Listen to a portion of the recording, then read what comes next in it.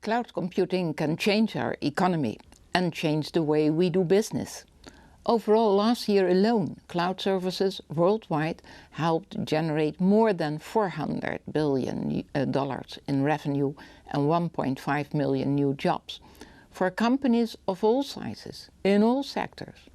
2012 is the year when the cloud grows up. Here's how the EU will be helping it. First, recall the benefits of easy, safe and reliable access to cloud computing services.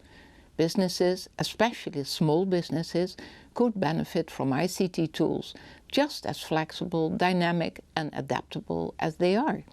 Consumers could get access to almost unlimited content wherever and whenever they want it and on any device. Content producers, including artists, could get reward and recognition each time their work is used.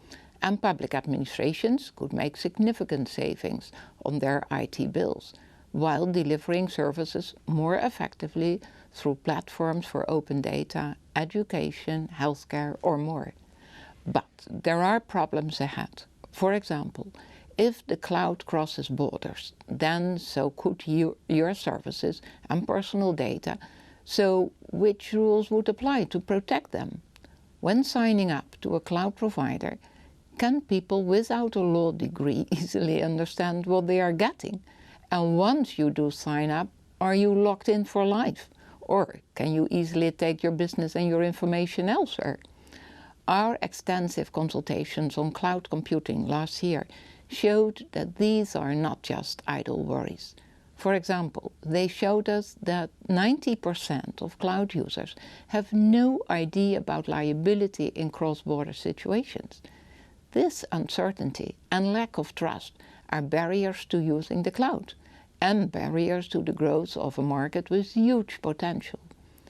We are already supporting the cloud in many ways. We are getting every European digital with access to the super-fast networks the cloud depends on, whether it is by promoting investment in next-generation networks or addressing wireless through radio spectrum policy. And we have already set our new vision for data protection in the 21st century, rules fit for the cloud era. But I want to go further.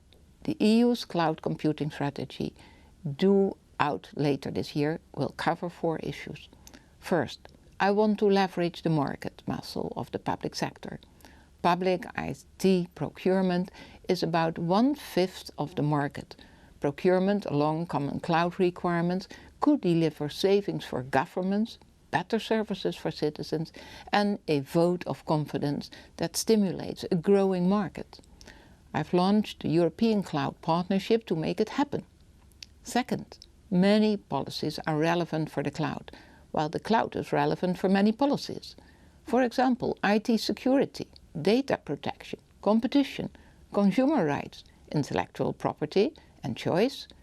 We will look at every relevant legislative and regulatory field in the EU and make sure that we do not inhibit with one hand what we are trying to promote with the other, so that now and in the future all the policies in our armory can be brought to bear. Third, a package of stimulation measures will amplify the impact of the other pillars and promote market take-up through actions like training, awareness and standardization programs. And last, we can't just think European. The internet is global. The companies who use it are global.